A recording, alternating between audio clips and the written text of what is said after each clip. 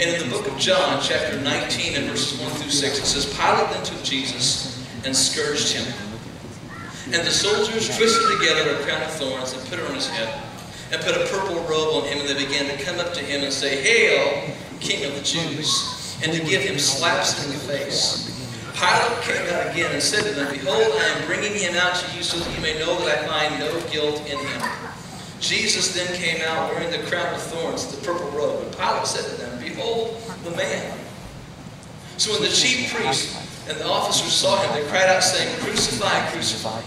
And Pilate said to them, Take him yourselves and crucify him, for I find no guilt in him. Rome had a history I'm going to tell you about in just a few minutes, but I want you to understand that healing started right here. It was also done in such a way that when your arms are on it, your floating ribs are exposed on both ways, on both sides.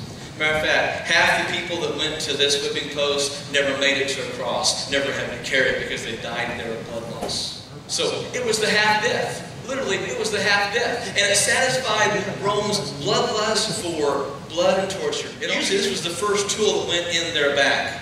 It weighs about 7 pounds. It had a leather strap, an 18-inch long piece of wood that was wrapped and nailed. And on the end were these metal straps that were filled with broken glass, iron, metal, sharp pieces of rock and wood. And they would literally use this. And this is the real reason that the whipping post was called half-death. I want you to think about the fact that this is what Jesus went through. This is where it started. This is where the healing began in your life and in mine. If we look at Isaiah 53, 1 through 5, it says, Who has believed our message? And to whom has the arm of the Lord been revealed? For he grew up before him like a tender shoot, and like a root out of parched ground. He had no stately form or majesty that we should look upon him, nor appearance that we should be attracted to him. He was despised and forsaken of men, a man of sorrows and acquainted with grief. And like one from whom men hide their face, he was despised, and we did not esteem him. Surely our griefs he himself bore, our sorrows he carried. And those griefs he bore and the sorrows he carried all started right here. Yet we ourselves esteemed him stricken, smitten of God, and afflicted. But he was pierced through for our transgressions. He was crushed for our iniquities. The chastening of our well-being fell upon him, and by his scourging, by his stripes, at the hand of that Roman-made flagellum was what brought our healing. And all of us like sheep have gone astray, Isaiah continues. Each of us have turned to his own way, but the Lord has caused the iniquity of us all to fall on him. Every dumb, stupid thing you and I have ever done in our lives fell on him. Even before you were born and did it. Anybody here ever thought, you said something, you thought, oh, I wish I could have said that. When he was strapped to that post, he was already thinking about you. Long before he got to the cross. We always hear that statement, he was on the cross, we were on his mind. Before he got to the cross, he was strapped to this and he was thinking about you and thinking about me. He was oppressed and was afflicted. Yet he did not open his mouth like a lamb that's led to slaughter, like a sheep that's silent before shears. So he did not open his mouth. By oppression and judgment he was taken away. And as for his generation, who considered he was cut off out of the land living, for the transgression of my people, to whom the stroke was due. Did you catch that? What stroke he's talking about? This.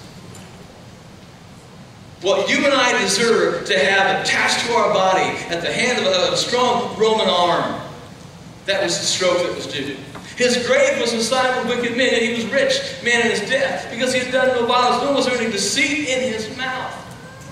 But the Lord was pleased to crush him, putting him to grief, and he would render himself as a guilt offering. He will see his offspring, he will prolong his days, and the good pleasure of the Lord will prosper in his hand.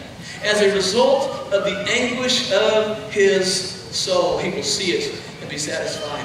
By his knowledge, the righteous one, my servant, will justify the many, as he will bear their iniquities, and therefore I will allot to him a portion with the great, and he will divide the booty with the strong, because he poured out himself to death, and was numbered with the transgressors. Yet he himself bore the sin of many, and interceded for the transgressors. He surrendered his will in the garden, but he purchased our healing at the post. We're going to trust God to heal. So would you come even now? Even now.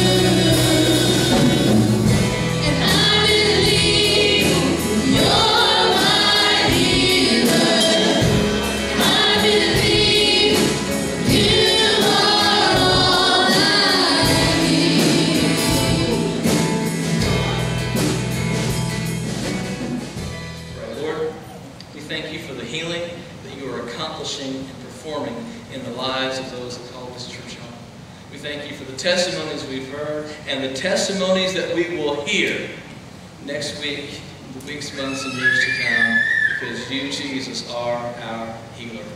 Thank you for the whipping post, for enduring the pain, for carrying the cross, and for raising from the dead for us. We bless you, Jesus, and give you glory for it in Jesus' name. Amen.